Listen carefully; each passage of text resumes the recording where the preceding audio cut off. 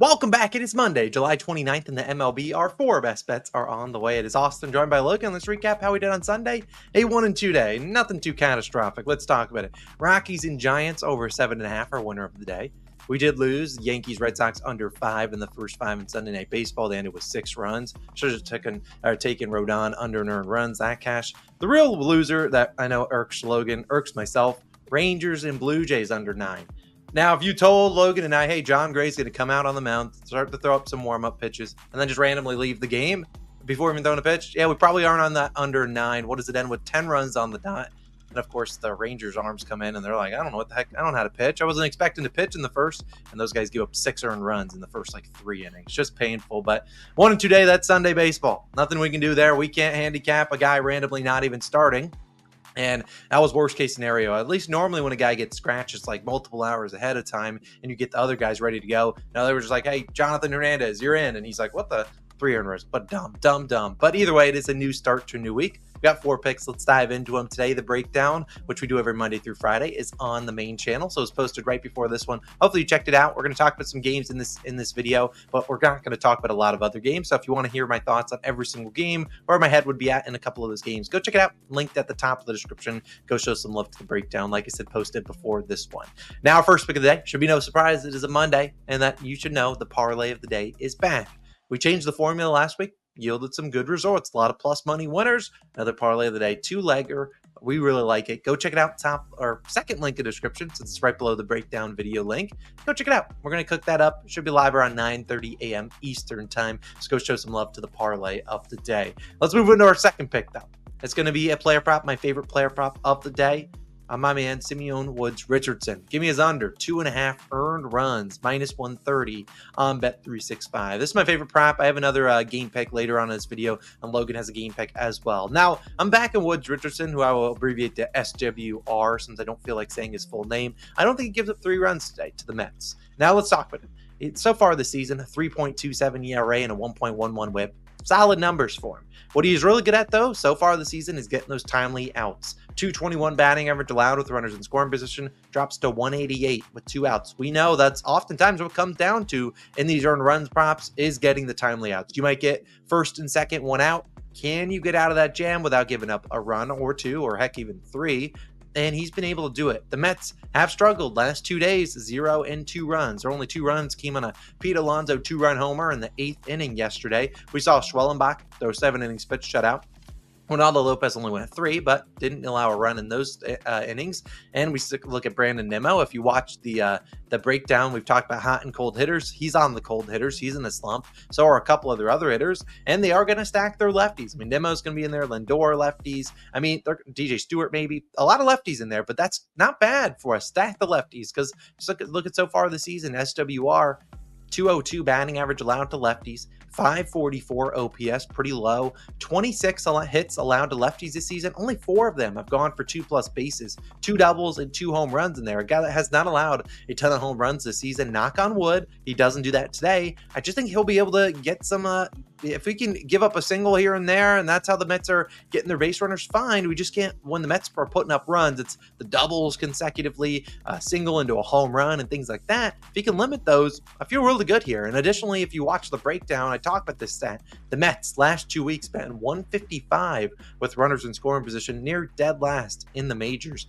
The good thing about SWR, not a very efficient pitcher, so I don't expect him to throw 6-7 innings pitched here, so we shouldn't be sweating for 7 innings. If he is going into the 7th, it's probably because he's pitching a gem, and he's probably hasn't given up a single run, and he's been very efficient. Not really normally that guy kind of here. They normally keep him around the 80 to maybe low 90s pitches. Twins bullpen also hasn't been great, which is why I'm not fading the Mets full game. They could still win this game, but SWR pitches decently. I really like Woods Richardson. Give me his under 2.5 earned runs. Second pick of the day, but I'm throwing it to Logan. Logan, what you got on this fine Monday? Yeah, I've got an underdog money line that I really do like. I want to put yesterday's under debacle. That pissed me off. That ruined my Sunday. But I'm taking the Mariners on the money line, plus 118 odds on Caesars is your best value there. I really do like the Mariners in this matchup. The Red Sox, to me, are one of those teams that always get too much line respect at Fenway, creating value on the other team. And if you look at the Mariners, they're actually heating up recently. I actually will back this team. Crazy to say, because normally I look at the slate and I see any Mariners related things, put it off to the side. I don't touch it. But I want to back them today, and I want to fade Nick Pivetta, who starts for the Red Sox. 4.5 ERA and a 1.18 WHIP for Pivetta. I mean, not great numbers, and he's coming off the Pivetta faced the Mariners in Seattle back in March, went 6 innings, pitched 1 earned run. Congrats to him there. That was way different teams back then than they are now. Obviously, they got Randy Arozarena. That helps, adding a bat like that. But Pivetta, as I mentioned, he's coming off a bad start. 7 earned run game in Coors. Woof. I mean, remember that game? That was just batting practice. Can he get into better form? Maybe, but I'm not going to bet, for him to get into good form against the Mariners in this matchup. And the Mariners aren't as easy as a matchup on paper as they once seemed. And Pivetta has also a 5.5 ERA at home, allowing a 340 batting average with runners in scoring position. That's crazy. I mean, that's a crazy high number. If you can't get those runners in scoring position out, you're a guy I want to fade, and I've targeted Nick Pivetta before. I'm going to do it again in this matchup. Mariners managed to put up 10, 6, and 6 runs over the last series. I like the offensive momentum they have. I mean, Logan, that was against the White Sox. They're terrible. But you know what? I don't care. Momentum is momentum. You putting up 6 runs on the scoreboard or 10 runs on the scoreboard, that's offensive momentum that I want to carry into a hitter-friendly ballpark in Fenway. I still do like the Mariners bats today. I like him a lot against Nick Pivetta. And then on the other side, it's up to Logan Gilbert, great first name, to hold it down. He starts for the Mariners, 2.72 ERA and a 0.86 WHIP for Logan Gilbert. He faced, just like Pivetta, he's faced the Red Sox before. In March, he went 7 innings pitched, 1 earned run back then. So great start, great outing for him. Again, these teams changed. So take what you want from that one. But he went long into that game, and he had a good start. Logan Gilbert has a 2.7 ERA in the month of July. So he's in good form right now, and that's when I want to back Logan Gilbert. Sometimes he has these shaky outings. Sometimes, he's flirting around like a mid-4 ERA some of these times. But he's right now in good form. I want to back him. He also pitches slightly better on the road, which is just, strange because he pitches already at a pitcher-friendly ballpark. But a 2.57 ERA on the road, I want to back Logan Gilbert. He also allows a 193 batting average to lefties, which is big, facing the Boston Red Sox with likely up to 7 lefties in it. As a righty-lefty matchup, you have to be good against those left-handed bats. Logan Gilbert, so far this season, knock on wood, he has been good against those. Coming off an emotional series against the Yankees, is this a flat spot for Boston? I certainly think it could be. Playing on Sunday Night Baseball, yeah, they got their teeth kicked in, but they still had an emotional series against their divisional rival. Could they come out a little bit flat, especially against a pitcher like Logan Gilbert that just has overwhelming strikeout stuff? Sure, I could definitely see it. And over the last 14 days, Red Sox 30th in bullpen ERA at an 8.05 ERA, and the Mariners, by comparison, only 14th in bullpen ERA at a 3.55. So you got one bullpen with like a half, or you could half that ERA and get the other bullpen ERA. Huge advantage there for the Mariners. Red Sox bullpen looks terrible recently. Gotta fade them. So this matchup and this pick actually checks all 3 of my boxes. I told Austin I'm scared because whenever I love a pick this much, I don't know. Sometimes we get some weird stuff, but they check the starting pitching advantage, they check the offensive advantage, and they check the bullpen advantage as well. I love the Mariners. I love the plus value price we're getting. Come on, Mariners. Do not make me look foolish.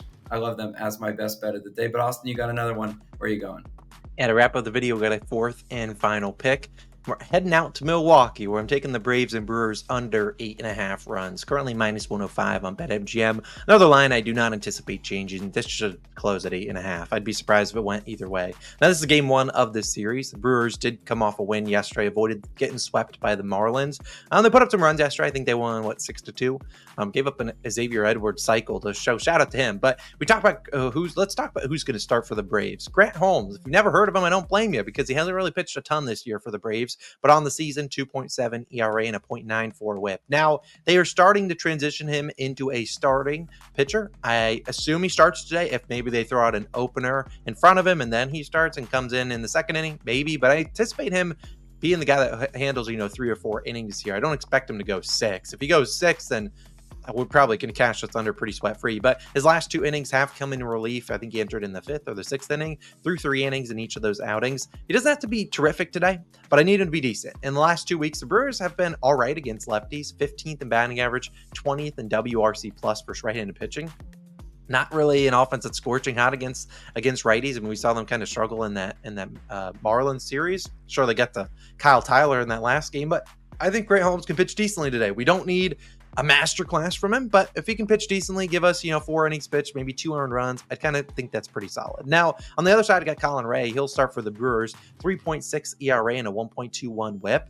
Ray's coming off 2 solid starts. Knock on wood, we can get a third straight, both above 5 innings pitched and 0 and 2 earned runs. Solid. Today, he has an outs line at 17.5, which is very surprising. That outs line isn't, plus money on the under. It's plus money on the over. It's like minus 130 on the over. So they think there's a good chance he goes 6. And I'll note, Colin Ray, never a guy that really goes 6 innings pitched. If we get 6 from him tonight, I really think he pitched really well. I mean, his earned runs line's 2.5, juiced on the under, like minus 140. The Braves have been an offense that you never really can trust. Sure, yesterday they got to David Peterson, a lefty. Now they get a righty in Colin Ray. Still, last 2 weeks, 20th in batting average and 20th in WRC plus versus righties. I mean, yesterday the Braves got some production from guys like Ramon Laureano, who they probably don't even account for production from guys like that. I really think that we'll see a decent outing from Ray here. I mean, the books are putting his outs line, his earned runs lines, predicting, a close to 6 innings pitch, maybe only 2 earned runs. And if we can get that from him and transition to the bullpens, where the Braves over the last 2 weeks, 5th in bullpen ERA and been very good all year long, and the Brewers 7th. So I think if we can get a lower scoring first 5, maybe if it's even like 5-2 coming out of the first 5, I'd still feel pretty confident. Or not 5-2, like 3-2 with a total of 5 runs scored. I feel pretty good. If it's 5-2, I'm not feeling good if we have 7 runs through 5. But I think Ray and I think Holmes can hold it down. Brewers not a lineup I'm too afraid of recently. I mean, Christian Yelich, one of their better lefties, is potentially out for a long extended period. So obviously they don't have that lefty to throw in that platoon. I really think we got a good, decent-ish start out of Holmes. If he does start, if he comes in relief in like the 2nd or 3rd, I think he pitches decently. And I really think Colin Ray's in for a pretty good outing here today. So I like the under in this game. Not going to be one that I expect a lot of people to be on, but I like Braves and Brewers. Give me the under 8.5 as my 2nd pick of the day. 4th pick overall. That's going to be our card. We're not going to add any picks. We will talk about the parlay of the day down below, linked in the pinned comment. If you want to hear our thoughts on other games, maybe like the Baltimore Orioles doubleheader today, or maybe that Yankees versus Phillies, that series that starts today, go check out the breakdown. I talk about every single game on the slate. I will link it on the screen once it is live. Parlay today should be live around 9:30 a.m. Eastern time. Y'all have a wonderful day. It's Austin Logan. We're signing out, and we'll see you guys back tomorrow, hopefully with the brooms out, but hopefully recapping a winning day. We'll see you guys then. Peace.